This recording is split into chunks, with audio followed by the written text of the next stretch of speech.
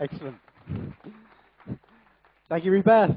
Okay, we're going to go straight on now with Dr. Susan Jamieson. When I first met Susan several years ago, she was a regular doctor, but she blossomed and spread in all sorts of interesting directions. She's managing director now of Holistic Central, and she's known as the Light Doctor.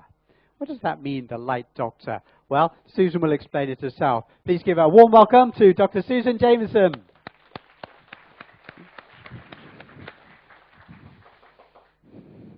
Thank you for joining me here today and sharing in this quantum leap in human thinking. Gnosis is the Greek for know thyself.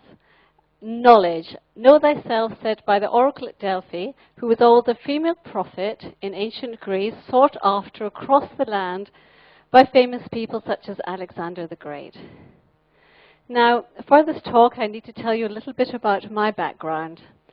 I've been a physician, a doctor of 25 years, and I'm a specialist in integrative or holistic health. As such, in my view, the last quantum leap in thinking was as the discovery of our bodies, the knowledge of ourselves, the gnosis of our anatomy, our cellular structure, our skeleton.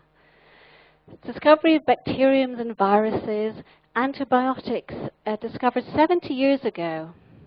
Babies no longer dying at birth. Life expectancy increased from 55 to 75. This is a huge societal change involving knowledge of ourselves. So, please join me.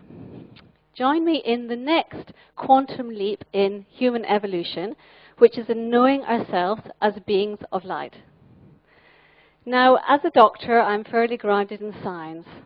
So I'm going to teach you two things today. Firstly, the science behind us as beings of light.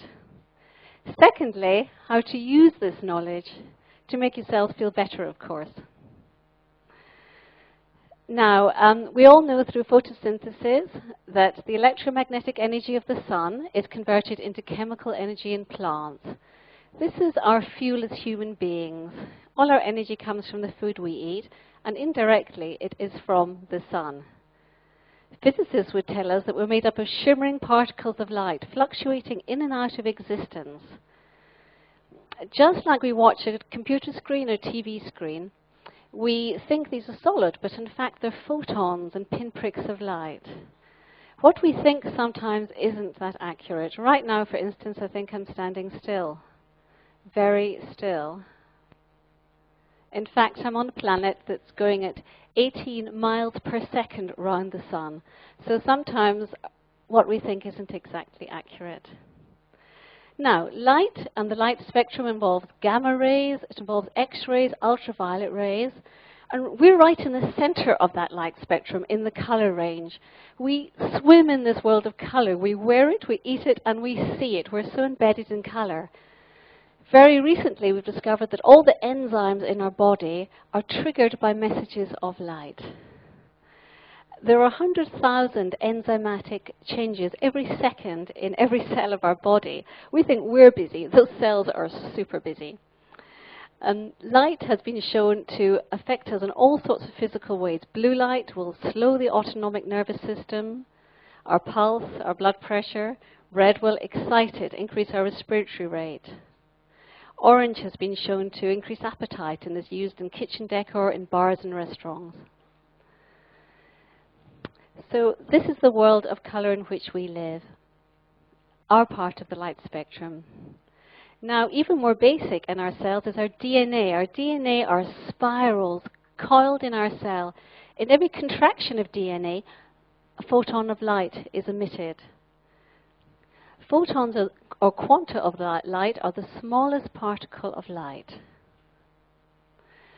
Every contraction, a quanta of light is emitted, actually millions per second, that transport up to 4 megabytes of information out into the world, telling the world who we are and giving us information back about the world. For instance, we meet someone, we know we can trust them, or we don't trust them.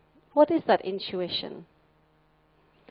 Our hearts, long known to be the center of our being, radiate 5,000 times more magnetic energy than that of the brain. All around us, They radiate light. Scientists call it the biofield. 10 feet around us, it circulates magnetic energy out.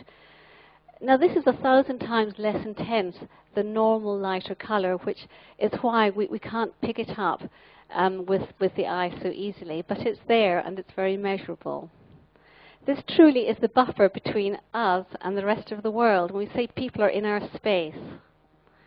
Also, when we go to the top of a mountain and we can feel the peace and the calm, or we say we could cut the energy with a knife at a party. This is our sensory antennae, the apparatus that tells us about the world and tells the world about us. Now, we all want more energy in life, and we're standing on a huge amount of energy. This planet has a rotating molten core, and it's iron. That's a dynamo. The Earth radiates electromagnetic energy all round. It's called the magnetosphere. And this part of our atmosphere is our barrier of this fragile planet between us and cosmic radiation. It's also essential in, for example, the health of astronauts. Now, this information is all very interesting, but as a doctor, I like to make people feel better. So a lot of my work is traveling, doing workshops and lectures in how to apply this to our lives, how to connect to this light, to access our own joy and abundance. For instance, when a mother sees her child trapped under the car, I think you've all heard the story, and in that instant she rushes up and she manages to lift the child off, lift the car off the child. How does she do that? How does she access that energy? She didn't think about it. She couldn't have done it earlier or later, however much she trained at the gym, but in that instant she accessed the energy. This is what I'm talking about, accessing our inner resources. Because in difficult times we need to be all that we are, and we need ways of connecting to those inner resources, which are huge. Now, indigenous man knew how to do this, and the yoga, tai chi, qigong we're seeing nowadays so popular in Western society is the tip of the iceberg. Can we move that slide back, please? Thanks. Without our benefits of modern medicine or technology, ancient man had to use all that he had, which was just his physical body and his senses, in order to work out ways of connecting to those energies of nature.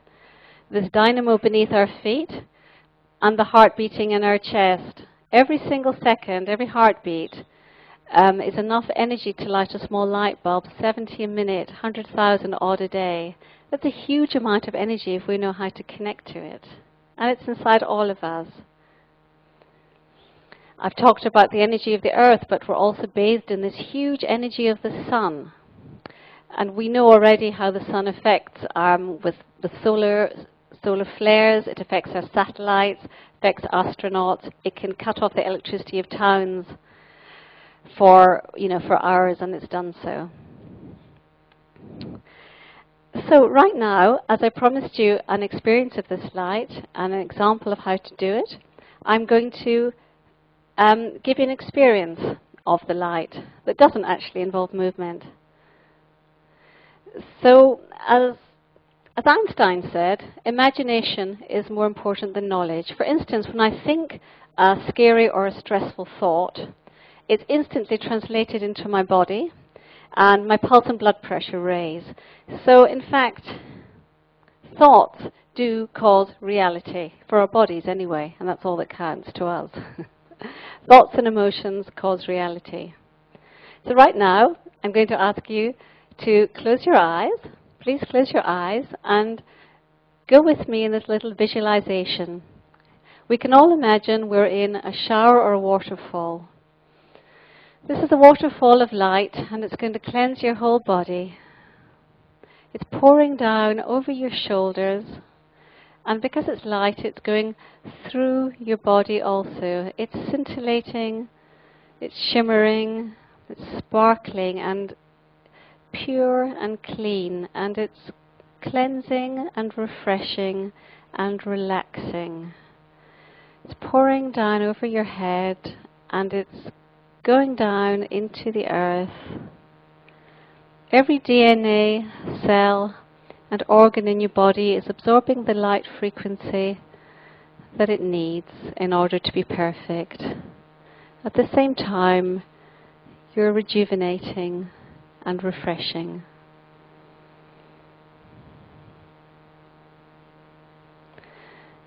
Be in the light and be the light. Just for a second, give your body this rest. And take a deep breath and open your eyes and come back to the room. Some of you may notice that you feel warmth in your body or that you feel relaxed in your body.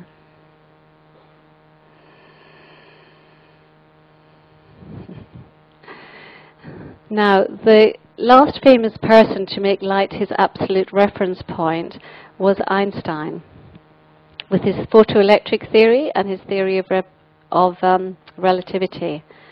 A lot of time has passed since then, and I think it's about time we had another quantum leap in our thinking. Today I've explained to you the interconnectedness, the light emitted from our DNA, the biofield from our hearts, the magnetosphere from the earth, and the magnetic energy from the sun. It's true that we live and swim in a sea of light, which also controls everything in our body, from our brain waves, which are now known to be gamma waves, to every enzyme system in our body. So let's use this which we can. There are tools that we can all use to access this gnosis. Thank you.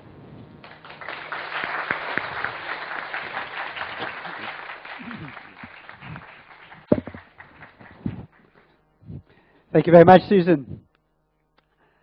Our next speaker started his work career as the